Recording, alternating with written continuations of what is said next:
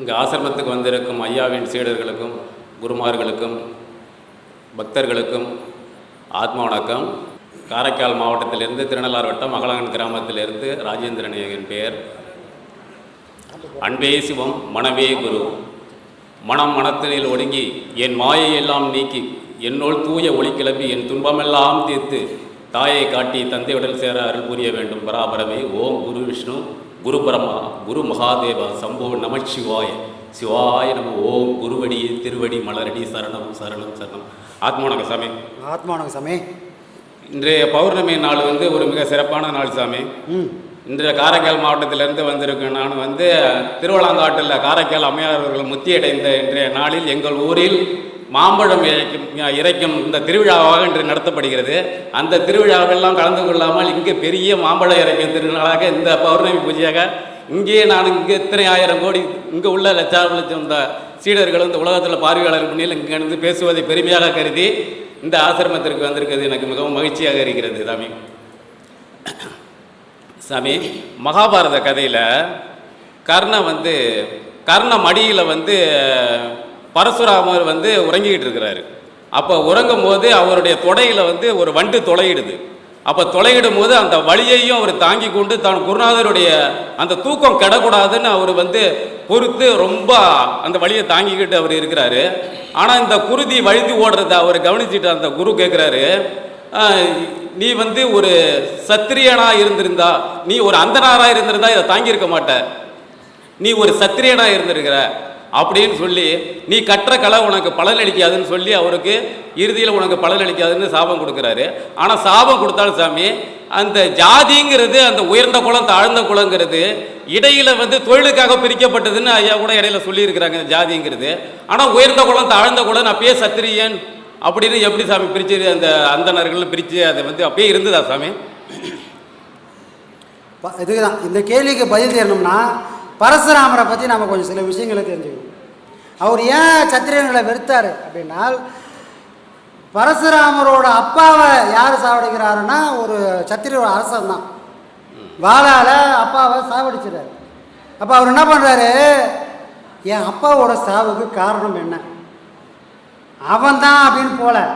இதுக்கு காரணம் என்னன்னா, இந்த ராஜா சத்திரியன் அப்படின்றவன் என்ன பண்ணுறான், இவனோட ஆணவத்தில் இவன் என்ன ஒன்றா செய்யலாம், யாரை வேணா என்ன ஒன்றா பண்ணலாம் அப்படின்னு ஆணவத்தில் இந்த கூட்டம் தெரியுது.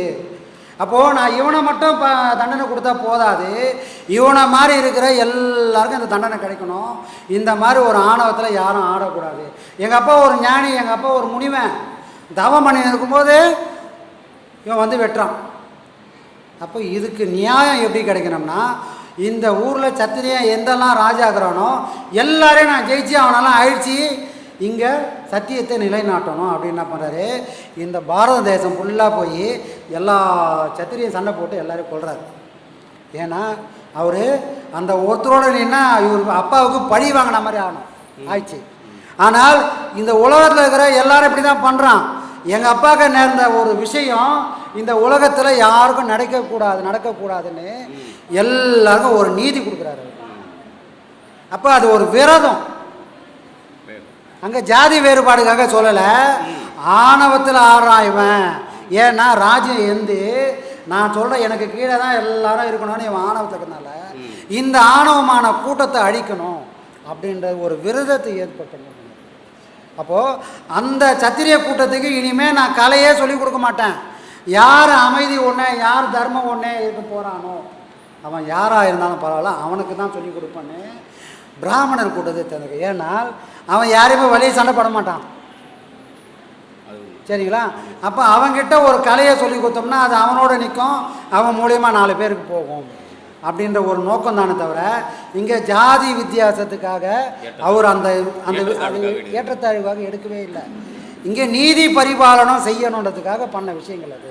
அப்போ சாமி அப்போ ஒரு குருவாகப்பட்டவர் அப்போ தன்னை அந்த தாழ்ந்த குலன்னு சொல்லி ஏகலைவனுக்கு அந்த கலையை கற்றுக் கொடுக்காட்டினாலும் அந்த படத்தை வச்சே பூஜித்து அவர் அந்த குருவோட கலையை தான் அவர் கற்ற கலையை இவர் அடையும் போது அவர் குரு பெருமைப்படாமல் அவரையும் கட்ட விரலை வெட்டி எடுத்துடுறாரு. சாமி, உன்னுடைய கலை இதை கொடுத்துரு, தானமாக கொடுத்துரு, என் குருவுக்கு காணிக்கையே வேணும்னா கட்ட விரலை கொடுன்னு கேட்குறாரு.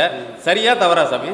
அதுக்கு பனிஷ்மெண்ட்டு தான் அவரு அந்த மகாபாரத போரில் சாகிறது யார் பண்ணது? துரோணர்.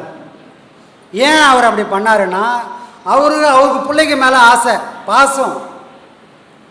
நல்ல விஷயங்களை சொல்லி கொடுக்குறாரோ இல்லையோ, என் பிள்ளையே நான் நல்லவனாக நல்ல ராஜா மாதிரி வாழ வைக்கணும். அதுக்கு யார் துணையாக இருப்பா? பாண்டவர்கள் துணையாக இருப்பாங்க. அப்போ இந்த பாண்டவர்களை வில்லாளன்னு ஒருத்தனை தேர்ந்தெடுக்கணும், நான் உருவாக்கணும். 1000 பேருக்கு எல்லாத்தையும் சொல்லி கொடுத்தாலும் வில்லாளன்னு ஒருத்தனை தான் தேர்ந்தெடுப்பேன். யார்? அர்ஜுனன் தான். அவர் எவ்வளோ பேர் சொல்லி கொடுத்துருப்பாரு.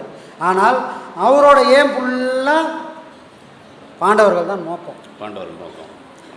அந்த இவனுக்கு பண்ண துரோகம் தான் அதே மகாபாரத போரில் இவ்வளோ அவர் அழிக்கவே முடியாதுன்னாலும் கண்ணனோட சூழ்ச்சி அங்கே அழித்ததுக்கு காரணம் என்னன்னா, இவர் பண்ண அந்த பாவம். பாவம் எவ்வளோ பெரிய ஆளாக இருந்தாலும் உன்னை காப்பாற்ற வேண்டிய நேரத்தில் காப்பாற்றாமல் கை விட்டுடும். உன்னை அழிக்க வேண்டிய நேரத்தில் அது கரெக்டாக வந்து அங்கே நிற்கும். 2 விஷயம் நம்மளோட முடிவில் வந்து நிற்கும். நாம் செஞ்ச தர்மமும் நாம் செஞ்ச பாவமும். எது வரணுன்றது அவ்வளோ பெரிய ஞானத்தை அடைஞ்சவங்களுக்கு தெரியல. அதனால் இவன் சொல்லி கொடுத்ததே நான் கிடையாது. நான் சொல்லி கொடுத்து எனக்காக நீ வந்து இது பண்ணுன்னு சொன்னால் அதில் ஒரு நியாயங்குது. நான் சொல்லியே கொடுக்கல, சொல்லி கொடுக்காத. அப்போ நான் குருவே கிடையாது. குருவே உனக்கு கிடையாது. அப்போது அவனை பழி வாங்குற விதமாக செஞ்சதுனால தான் இவ்வளோ பெரிய மகன், இவ்வளோ பெரிய ஆளுக்கு அழிவு நிச்சயம். அப்போது பாசம், கோபம், குரோதம் இது எல்லாம் யாருக்கு இருந்தாலும், எவ்வளோ பெரியவங்களுக்கு இருந்தாலும் முடிவு அழிவாக தான் இருக்குமே தவிர வேறு ஒன்றா இருக்காதுன்றது தான் அந்த மகாபாரதத்தோட விளைவு. அப்போ இதை படிக்கக்கூடிய நாம் இது எல்லாத்தையும் விட்டுணும். விட்டால் நாமளும் அழியாமல் இங்கே வாழலாம். இதை எந்த ஆயுதத்தை எடுத்தாலும் நமக்கும் அழிவு நிச்சயம். அழிவு நிச்சயம் தான் சாமி. ஏன்னா இங்கே கூட குரு சொல்லி இருக்கிறாரு, எல்லாரும் ஏகலைனமாக மாறிடக்கூடாது. இங்கே எல்லாரும் சீடனாக இருந்து அவங்கவுங்க சொல்லி கொடுத்த கலையை மட்டும் ஒழுங்காக கற்றுக்கிட்டு செயல்படுங்க. இங்கே வெளியில் போய் நான் வந்து குருன்னு சொல்லிட்டு இன்றைக்கி வெளியில் போட்டுருக்கிறவங்கலாம் இந்த கலையை வந்து பயன்படாதுங்கிறதுக்கு இது வந்து உண்மையிலே இந்த கதை பொருந்தும். ஏன்னா அங்கே இருக்கிற ஏகலையுமே வேற, இங்கே யாரும் ஏகலையுமே கிடையாது. முழுசாக 4-5 பாடம் கூட முழுசாக பண்ணுறதே கிடையாது. பாக்கெட்டில் வாங்கி வச்சதோடு சரி. அவங்களுக்கு அவங்களே பேர். இங்கே உபதேசம் கொடுக்குறோம், இவ்வளோ பாடங்களும் கொடுக்குறோம். இன்னை வரைக்கும் தியாகம்னா தியாக தான். அவன் ஒரு நாளும் பிரம்மஸ்ரீ ஆகலை இன்னும். ஆனால் பாடம் கொடுக்குறவங்களே பிரம்மஸ்ரீ போடல. ஆனால் முழுசாக பாடம் வாங்காத அவங்களுக்கு அவங்களே பட்டம் போட்டோம் பிரம்மஸ்ரீ. ஆனால் கரை சேருமானா அந்த கரை சேராது. அதெல்லாம் எங்கே போய் சேருன்னா ஹாஸ்பிட்டலில் போய் அனுப்பினோம். ஒரு ஆளையாக இவங்களை நம்பி யாரெல்லாம் போகிறாங்களோ அவங்கெல்லாம் உடம்பு முடியாமல் ஹாஸ்பிட்டலில் போய் அட்மிட் பண்ணுவாங்க. விளைவுகள், ஒரு பொருள் வீட்டில் ஒரு அரிசி வாங்கினா கூட அந்த கடையில் போனால் நல்லா இருக்கும்பா, அந்த கடையில் போனால் நல்ல பொருள் கிடைக்குமான்னு தேடி தேடி வாங்குகிறோம். அரிசி பருப்புக்கே இவ்வளோ ஆராய்ச்சி பண்ணுறோமே, நம்ம பிறவி அழிக்கக்கூடிய ஞானத்தை கொடுக்கக்கூடிய தகுதி இவனுக்கு இருக்கான்னு முதல்ல நான் யோசிக்கணும். நாம் கூட ஏற்கனவே சொல்லிக்கிறேன், இங்கே எல்லாரும் வரவங்களாம் பாடம் வாங்கணும்னு யாருக்கும் கட்டாயமே கிடையாது. வந்து பாருங்கள், இங்கே நடக்கிற விஷயங்கள் உங்களுக்கு ஒத்துப்பட்டு வருமா, உங்களால் அதை செய்ய முடியுமா, நீங்கள் முதல்ல முடிவு பண்ணிக்கின்னு அப்புறமா முடிவு பண்ணுங்கள் அப்படின்னு சொல்கிறதுக்கு காரணம் என்ன? முடிவு உங்களுதாக இருக்கணும். இங்கேயே நம்ம அதை சொல்கிறோம்னா அப்போ வெளியே யாராவது நம்பி போகிறான்னா என்ன அர்த்தம்? என்ன சொன்ன அர்த்தம்? அவன் கர்மா அவனுக்கு முன்னாடி போய் நிற்குது. ஊரில் இறைவன் கெடுக்கிறதுக்குன்னு 4 பேரை ரெடி பண்ணி வச்சுக்கிறான், கெட்டு போகிறதுக்குன்னு 1000 பேரை உருவாக்குறான். அப்போ இந்த கெட்டு போகிற கூட்டம்லாம் யாரை போய் தேடுறான்? யார் கெடுப்பானோ அவனை போய் தானாக சேர்ந்துருவான். விட்டில் பூச்சி விளக்க போய் ஏன் சேருது? அங்கே போனால் தானே அது அழியும். அந்த மாதிரி இந்த உருப்படாத கூட்டம்லாம் இந்த உருப்படாத கூட்டத்தை தேடி தேடி தேடி தேடி வரும்.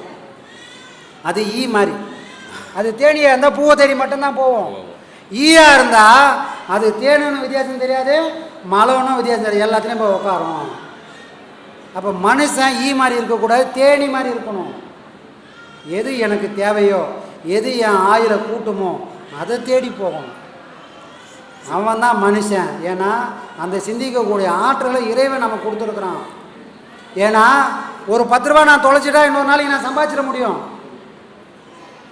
ஒரு சொத்து சுகம் அழிச்சிட்டா இன்றைக்கெல்லாம் நாளைக்கு என்னால் சேர்க்க முடியும். என் ஆயிலை தொலைச்சிட்டா இன்னொரு வாட்டி கூட்டம் வர முடியுமா? இந்த உடம்பை அழிச்சிட்டா இன்னொரு வாட்டி யாரா கொடுப்பானா? கொடுக்க மாட்டாங்க. என் காலம் போச்சுன்னா அதுக்கு தகுதி இல்லாத ஆகிட்டேன்னா யார் என்னை கரை சேர்க்கறது? அப்போது ஒரு விஷயத்தை தேடி போகிறோன்னா நான் இவ்வளோத்தையும் பார்க்கணும். கண்டிப்பாக சாமி. போகிறவங்களாம் வாங்க வாங்கன்னா போயிடுவோமா? முடியாது. அவள் பொறி கிடையாது, கிடையாது, போகிறதுக்கு வாய்ப்பே கிடையாது. கிடையாது, கிடையாது, கிடையாது. வாங்க வாங்கன்னு கூப்பிட்றான்னா யார் கூப்பிடுவா? வியாபாரம் ஆகாதுன்னு தான் கூப்பிட்டு இருக்கான். ஐயா இங்கே யாரையும் வராதீங்கன்னு தான் சொல்லுவார், கட்டாயப்படுத்த ஒரு ஒரு நாளாக அதான் சொல்லுவார். ஏன்னா இங்கே எதுக்கு வரீங்க? சரிங்க.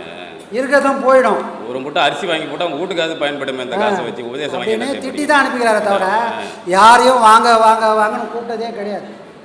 அதனால் பொதுமக்களோ அப்பியாசியோ யாராக இருந்தாலும் தனக்கு ஏற்ற பாதை, தனக்கு ஏற்ற மகான்கள் யார் இருக்கிறாங்க, தனக்கு ஏற்ற விஷயத்தை யார் சொல்கிறாங்களோ அவங்கள தேடி போனால் நீ தேனி மாதிரி இருப்ப. தேனி மாதிரி இல்லைன்னா ஈ மாதிரி இன்னைக்கு இங்கே நாளைக்கு எங்கே அப்படின்னு ஆகிடும். சிறப்பான விளக்கம் சாமி.